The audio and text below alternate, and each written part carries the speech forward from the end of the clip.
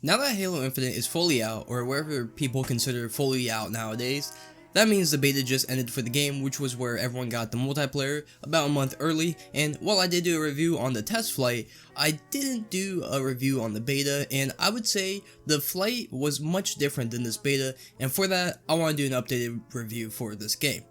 Now starting off, let me tell you, this is by far the most complete and fun game out of the 3 major FPS titles we got this year.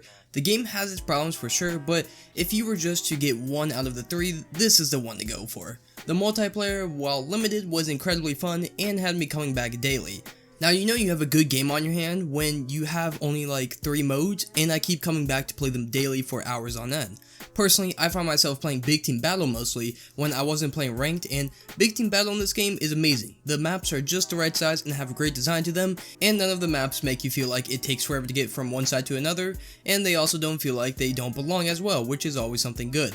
The modes are also fun as well. You had your basics like Slayer and CTF, and then you had another one that I can't remember the name of, but essentially you just grab batteries and you just had to fight over those batteries, and that's pretty fun, probably my least favorite, but still, it was pretty fun and something new.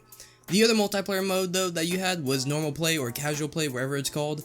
This is just ranked play, minus the rank, and spawning in with the BR. There's not really much to say about this. It's fun and plays like a normal 4v4 Halo game. Truly, there's not too much to say about this other than that it's just fun and simple. It's just your casual Halo that anyone could jump into and have a good time. Ranked though, ranked is bittersweet in this game. At its core, it is incredible and I love it, and I actually have a passion to win in the game and do good, which is always something that you want to see out of competitive games. Now for its elo system and ranking system though, it's abysmal. I did a whole video about this and what makes it so bad. Short story of that is that there's people in ranks that they shouldn't be that just torch the entire game, and if your game crashes there's no rejoin button, so you lose half your elo and derank off it. I think if 343 just fixed some of the simple problems like this, the ranking system would be flawless because again, I love it and I actually want to play it a lot. The problem though is there's a lot of bad things within it, and solo playing is pretty abysmal as well. Now, one big thing I do remember specifically talking about in my last review was the movement of the game. I talked about how it was super stiff and trying to be more fluent but not working too well, and let me tell you, they have definitely worked on this. The movement feels much better now and actually plays like a Halo game as well, which is great. Now, while some of the stiffness was on my part and my fault, I can at least say that the game feels much better now than it did in the flight. One last thing though is the progression in this game. It was rough in the beta. It would take hours, and I mean hours, to get 1 tier on the battle pass, which was like the only ranking system in the game. You got I think 50 XP per game and you needed 1,000 to rank up once. You could just see the problem there.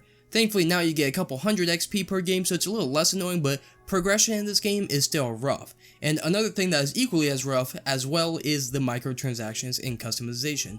I know 343 said at one point that everything you want can be achieved in-game and just by doing challenges, and let me tell you, that is just not how it is. Almost everything is behind the battle pass or the shop, and I think the first helmet that you get for free is in the 70s tier, so it's definitely not easy to get cool content and free content in this game. You really don't get any free content whatsoever for playing the game at all, which does suck, but I also have hope that 343 will improve on this. Also, one last thing, shop prices are insane. I understand that the game is free and you need to make the money, but damn, 343, let's not be Activision. We could be a little less greedy.